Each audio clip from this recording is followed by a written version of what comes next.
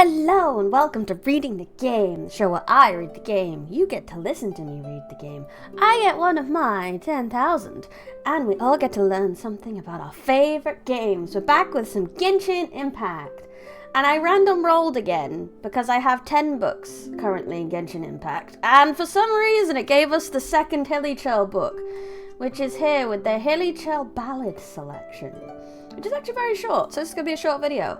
But for some reason, my dice really wants us to learn about the Hilichurls. It really wants us to get in there with that deeper lore, even though I'm not sure how deep this is going to be compared to the cultural customs. But let's check it out, shall we? Let me get out of the way. And we shall begin reading. A collection of Hilichurl poetry compiled by the Mondstadt ecologist Jacob Musk. During the writing of this book, Musk travelled across the continent to visit every Hilichurl tribe, even going as far as to venture deep into Hilichurl settlements and become intimately acquainted with their lives. Musk was praised as the poet laureate of Hilichurlian for this book, but it is evident that neither the scholar himself nor the Hilichurls were particularly fond of this honour. Jacob Musk, though enthusiastic about Hilichurl studies, loathed to be associated with them even in his late years. Then why did you study them? Or is this because your real-life reference of Muskiness, who wanted to buy Twitter but then didn't want to buy Twitter but then had to buy Twitter? Which hadn't happened yet when this was written, so did Genshin predict the future? Now let's brush up on my Hilichurlian. The first song, Mi Mundei, Mi Biati Dada, Mue Dada. Quite possibly a battle song sung by the Hilichurls before combat. I have observed that when two or more Hilichurls are present, they are engaged in frenzied brawling after singing this vulgar song. One thing. So the first chapter of the first paragraph of this isn't talking through first person, it's actually explaining the author. So I suppose if this was ever a book, that is literally an about the author section, but not actually written by the author.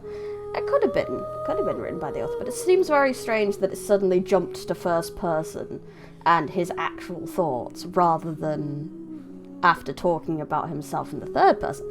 Very strange, but I think that's just a side effect of it being just an in-game book like this rather than a book with pages. The second poem, Ileka Mimi Domu, Mita Domu Dada, La la la, la la la, Mimi Mose ye Mita. The song is sung by Hilichurls as they dance around totem poles. In my estimation, it is some form of tribal hymn. It has an upbeat tone and is usually heard during festivals. Oh, that sounds nice. The third poem. Mimue mitanai, mimue mitanai, muenai, gosha biad gosha. You know, that one kind of has a rhythm to it without even trying. A melodic Hilichurl song I heard during an exchange with an elderly Samachurl. I thought, although I do not yet understand the literal meaning of the poem, the overwhelming sense of grief that comes through in the song is enough to captivate the best poets in my birthplace. Despite such praise, I must admit, the acid smells coming from the elderly Hilichurls were just as melancholic.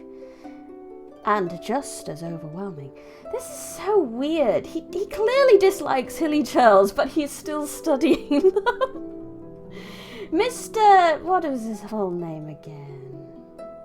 Mr. Jacob Musk, you need a new career, evidently. On to volume 2. The fourth poem, Sila Opa Sili, Seli Opa Seli, Sada Shato Lata, Kuzi Una Yazido, Una Dada, Unu Dada. A song sung by Samachurls. Judging by the reaction of the chief, the song seems to bear a special philosophical meaning to the Hilichurls. It may appear ridiculous in the mainstream academic circles, and I have no intention of casting doubt upon well-established views, but I feel obliged to say that the question of whether philosophical discourse truly exists among the Hilichurls is one that still fascinates me to this day, and may be deserving of further study. But there we go, actually something he likes about the Hilichurls. The fifth song. Nini movo mue yo yo, nini momo mimi tomo, lata momo mosi yo yo, seli movo seli yo yo. Oh god, that one's like a tongue twister. Lord-a-dee. Much like the people of Mondstadt, the wind-worshipping Hilichurl tribes often drink to excess and sing endless songs of praise to the Anemo Archon. This is a Hilichurl ode that is often heard when they are inebriated. I mean, it's not always songs of praise you get when you're inebriated. Also, according to the Hilichurl customs book, they don't actually worship the Archon itself. They worship the element itself, not the Archon. Which makes sense because the Archon is responsible for their existence and their cursed existence. So, yeah, they wouldn't be to the Archon. I think that's a mistake on Jacob's part. The sixth song, Unu Unu Ya Ya Ika Kundala Unu Unu Mita Dada Yadla Dala Unu Unu Kuzi Mita Dada Ye Mita Dada Mimi. A pious ode that is only sung by Hilichurls during sacrifices. When performing this ode, the Hilichurls often add percussion by beating the backside of the weakest tribe members with planks. Now that's one way to add percussion. Creating rhythmic ringing sounds. It must be quite painful. It reminds me of that there is a form of meditation where you do get smacked if you're not paying attention. I don't know much about it, but I've seen videos where it's been a thing. The seventh song. Mimi movo mimi sada mimi domo domo upa kusha dada. Again, that one had a nice rhythm. I like that one. It appears that many Hilichurl tribes share a tradition of exchanging songs around bonfires in the moonlight. This song is one such bonfire ballad sung by the chief at the end of the night. At the end of the song, the chief shouts Nunu 3 times, which presumably carries the meaning of sleep. So it's like a tribal lullaby, like, oh, it's time to go to sleep, la la la la la. That's very cute. I love the detail they put into this. And again, because this is a quite early on book, you see, and you don't know as much about Hilichurls as we do now,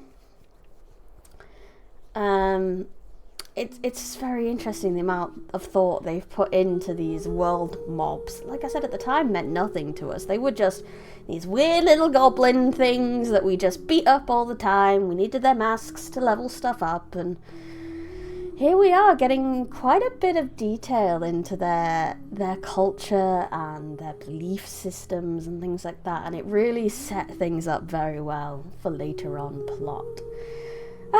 This is why we love Genshin. This is why we love Genshin. Next time when I read a Genshin book, it can't be a Hilichurl one, because I literally don't have any more Hilichurl books at all. Yeah, it'll be a different book. That'll be exciting. And I hope you enjoyed this look into the Hilichurl ballad selection. If you have not already, I would highly appreciate it if you could put a like and subscribe to the channel. I will be back next time, and we'll be reading more game. Bye!